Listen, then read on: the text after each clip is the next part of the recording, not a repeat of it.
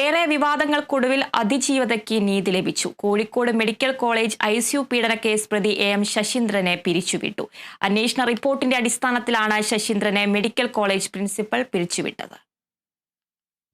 2023 May 18-നാണ് thyroid ശസ്ത്രക്രിയ കഴിഞ്ഞ ICUവിൽ പാതിമയക്കത്തിൽ കിടക്കുകയായിരുന്ന യുവതിയെ അറ്റൻഡർ AM ശശീന്ദ്രൻ പീഡിപ്പിച്ചത്. തുടർന്ന് ഇയാളെ സംരക്ഷിക്കാൻ ചിലർ ശ്രമിക്കുന്നതായി ആരോപിച്ച് അതിജീവിത തെരുവിലടക്കം സമരങ്ങളും പ്രതിഷേധങ്ങളുമായി രംഗത്തെത്തുകയായിരുന്നു. ഇരയെ സ്വാധീനിക്കാൻ ചിലർ ശ്രമിച്ചതിലടക്കം വലിയ വിവാദമുണ്ടായി. തുടർന്ന് പ്രതിയെ പിരിച്ചുവിടാനുള്ള ശുപാർശ മെഡിക്കൽ കോളേജ് ഭരണവിഭാഗം നൽകിയിരുന്നു. ആഭ്യന്തര അന്വേഷണ റിപ്പോർട്ടിന്റെ അടിസ്ഥാനത്തിൽ പ്രതി പീഡിപ്പിച്ചതായി കണ്ടെത്തി.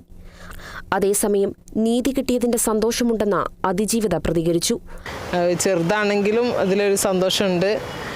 ഇനി അതുപോലെ തന്നെ ഡോക്ടർ പ്രീതിക്കെതിരെയും നഴ്സിംഗ് സൂപ്രണ്ടിനൊക്കെ എതിരെ പരാതി കൊടുത്തിട്ടുണ്ട്. അതിലും ഇതുപോലെ ഒരു നടപടി ഉണ്ടാവുമെന്ന് പ്രതീക്ഷിക്കുന്നു. ഡോക്ടർ പ്രീതി ആ റിപ്പോർട്ട് മാറ്റി എന്നുള്ളത് തന്നെ നമ്മൾ ഒരു 13 ദിവസം അവിടെ സമരത്തിൽ ഇരുന്ന് ആ റിപ്പോർട്ട് വാങ്ങിയതിന് ശേഷമല്ലേ അതിൽ അവർ വീഴ്ച വരുത്തിയിട്ടുള്ളത് തെളിഞ്ഞത്. അപ്പം അതെന്തായാലും അവർക്കെതിരെ ഒരു നടപടി ആവശ്യമാണല്ലോ.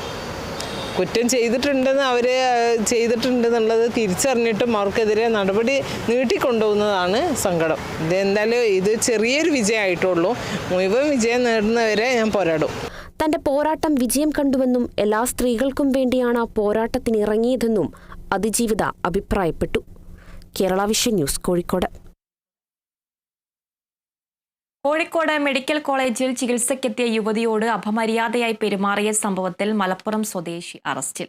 വാഴക്കാട് സ്വദേശി രാമചന്ദ്രനാണ് പിടിയിലായത്. തിരുവനന്തപുരം സ്വദേശിയായ യുവതി കോഴിക്കോട് മെഡിക്കൽ കോളേജിൽ ചികിത്സയ്ക്കെത്തിയതായിരുന്നു.